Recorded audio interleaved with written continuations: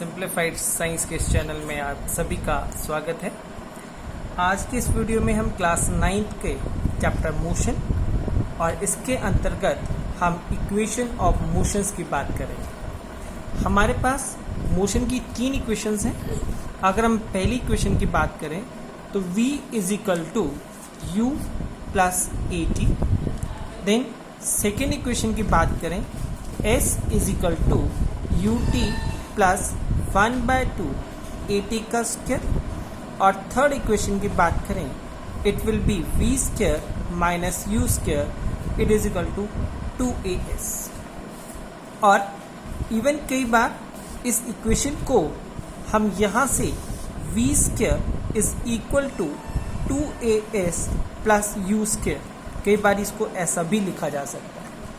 अब हम ये जो इक्वेशन करने वाले हैं we will do with the help of velocity and time graph। अब ये आपके सामने अगर हम एक velocity time graph ड्रॉ करें, अब मान लीजिए ये हमारे पास जो x एक्सिस पे टाइम है और y एक्सिस पे हम velocity की बात कर रहे हैं, v की बात कर रहे हैं, और ये हमारे पास एक पॉइंट है जो कि हमारी इनिशियल वेलोसिटी रहेगी। Late this is the point mark S A, हमने इसको ए बिंदु रखा है। और कुछ समय के बाद मान लीजिए ये दिस इज द टाइम, और इस टाइम के पर जो ऑब्जेक्ट है उसकी जो वेलोसिटी आ गई है, this is the velocity and we are going to mark it as a point B. अब ये जो बी वेलोसिटी ये कितनी है, हम लोगों को क्या करना है, हमें इस ग्राफ को इससे टच करना है सो दैट हमें इसकी वैल्यू पता लग जाए। Then we are making a straight line touching the time axis. अब ये हमने टाइम एक्सिस टच किया तो हमारे पास जो ग्राफ मिलता है, सो this is a straight line जो हमें ऑब्टेन होगा वेलोसिटी टाइम ग्राफ का। अगर हम इसको मार्क करें कि हमारे पास ए कहाँ से स्टार्ट हुआ, हम इसको मार्क करते हैं दिस पॉइंट तक, तो इस हिसाब से हमारे पास जो पॉइंट आ गया, let this is O, this is A, this is B, this is C और इट मे बी डी।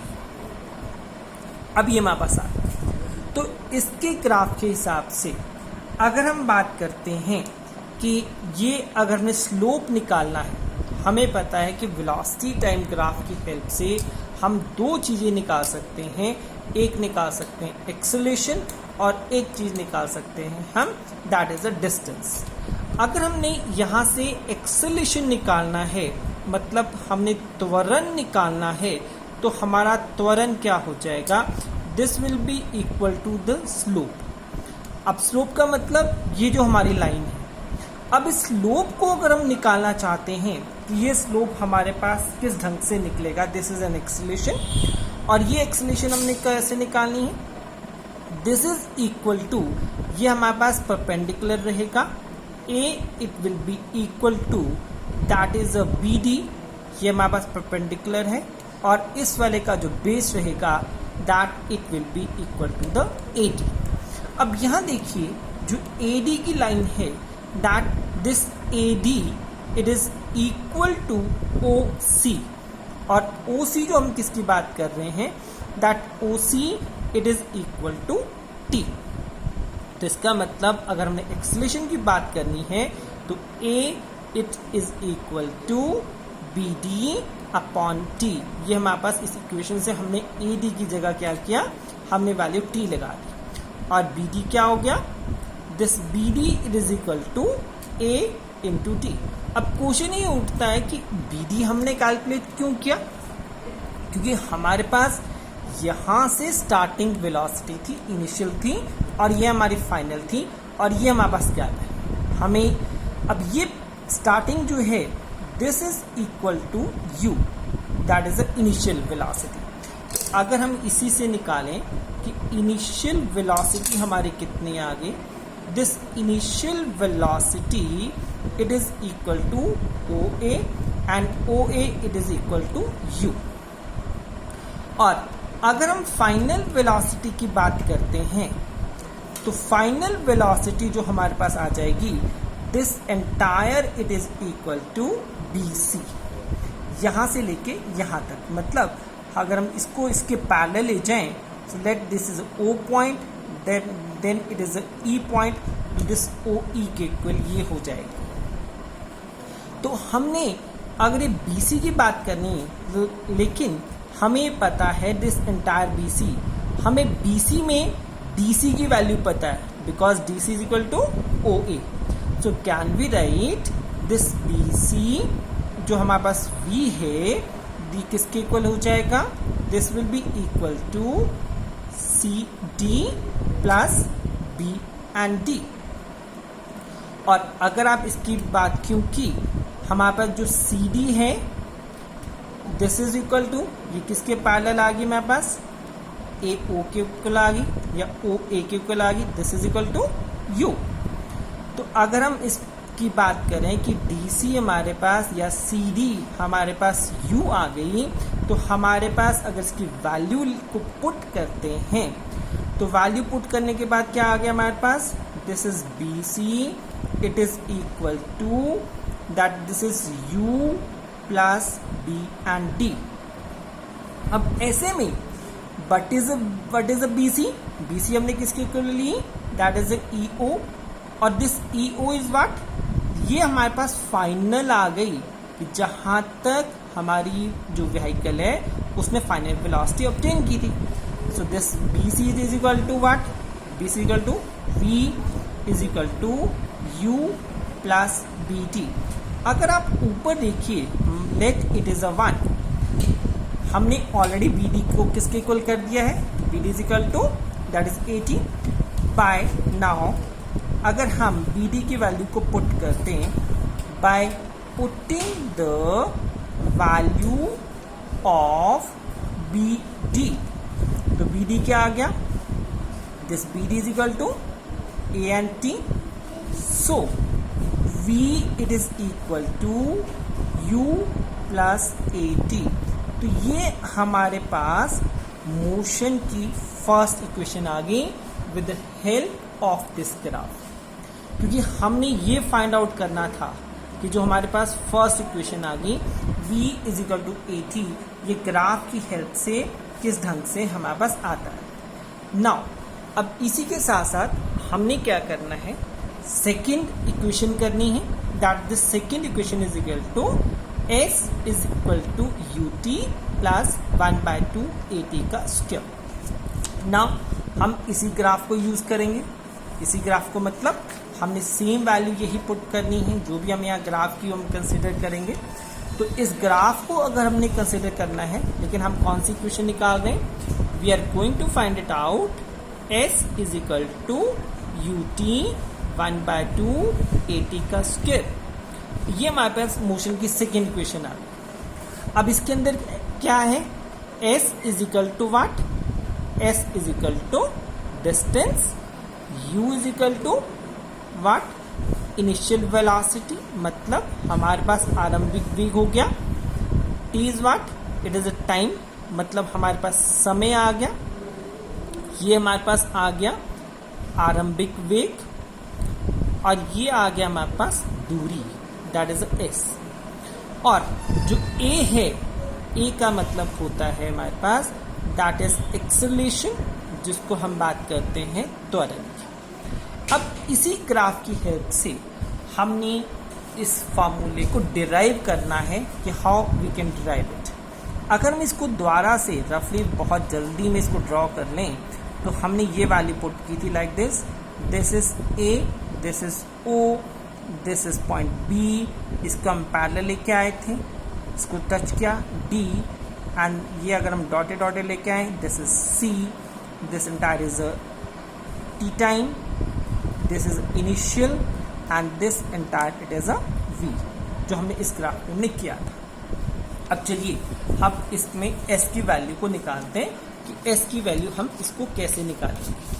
अब ऐसे में हमारे पास जो S है, ये S इसकी हेल्प से कैसे निकलेगा। हमने पिछले वीडियोस में क्या किया था कि जो S है that it is a distance, हम वेलोसिटी टाइम ग्राफ से S को कैसे निकाल सकते हैं, how we can identify how we can calculate, तो S निकलेगा, S is equal to area under the graph. जो भी हमारे पास एरिया है, ये जो ग्राफ बना है इसके अंदर का जो एरिया है वो क्या है। अगर हम इसको ध्यान से देखें तो हम इसकी कैलकुलेशन दो ढंग से कर सकते हैं कि एक हमारे पास पूरे का पूरा क्या है, ट्रापीजियम बन गया, या हम क्या कर सकते हैं, एक वाला इसको हम रेक्टेंगल ले सकते हैं और इसको हम क्या कर सकते हैं, ट्राइंगल ले सकते हैं। लेट, तो हमारे पास डिस्टेंस क्या आ जाएगा, so this distance it is equal to area of rectangle, और रेक्टेंगल कौन सा हमारे पास, दिस इज OADC, तो मतलब आयत का क्षेत्रफल। अब इसमें हमने आयत का क्षेत्रफल कैसे निकालना है, लंबाई गुना चौड़ाई। तो अगर हम इसकी बात करें length into breadth, so this is simply this is OC multiply by OA, and what is this OA, this is OA is equal to U and OC is equal to T, तो T multiply by U which in turn is equal to UT। अब ये हमारे पास आ गया कि that is UT। अब आप देखिए कि इसमें हमारे पास ये पहले वाला पार्ट आ गया है, that S is equal to UT। Now अब इसके बाद हमने क्या करना है, that is the area of triangle। area of triangle मतलब हम निकालने जा रहे हैं त्रिभुज का क्षेत्रफल। तो इसका क्या होता है, this is equal to 1/2 into base into height, 1/2 गुना आधार गुना ऊंचाई। अब यहाँ पे अगर हम आधार की बात करते हैं, what is base, base of triangle it is. अब आप देखिए सिर्फ हमने ये वाला ट्राइंगल लेना है ADB, ये हमारे पास ट्राइंगल आ गया ABD, ये हमारे पास ट्राइंगल है त्रिभुज। So this is equal to 1/2 into AD, and what is the height, height it is equal to BD, ये हमारे पास आ गया BD की वैल्यू। अब ऐसे में अब AD हमें पता है, AD किसके इक्वल है, क्योंकि जब भी हमारे पास दो पैरेलल लाइंस हैं और ये जो पैरेलल लाइंस जो रहेंगी ये ट्रांसवर्सल से कट करती हैं, तो ये दोनों लाइन हमारे पास इक्वल रहेंगी। तो ऐसे में तो this is AD it is equal to OC which is equal to that is the T, तो हमारे पास आ जाएगा 1/2 that is multiply by T। और what is the value of BD, अगर आप BD को याद रखो कि हमने जो पिछले वाले उसमें निकाली थी, BD किसके इक्वल आई थी, अगर आप पिछले वाले इक्वेशन को देखें तो हमारे पास जो BD की वैल्यू आई थी it is equal to 80, so this BD is equal to A into T। Then अब इसको अगर हम करते हैं, अगर हम इसको पुट करें तो हमारे पास क्या आ जाएगा, 1/2 AD is equal to T and BD is equal to 80। तो अगर हम इसको मल्टीप्लाई करते हैं 1/2 80 का square, late this is a 1, this is a second, by combining 1 and 2, equation 1 and 2, इन दोनों इक्वेशन को अगर जोड़ देते हैं, जोड़ना क्यों है, क्योंकि हमें पता है जो एरिया है, एरिया कैसे निकलेगा, इन दोनों का दैट इज टोटल जो हमने डिस्टेंस निकालना है, total distance equal to the area of this entire diagram. तो हमारे पास दो आ गई, एक हमारे पास आ गया रेक्टेंगल और एक हमारे पास आ गया ट्राइंगल।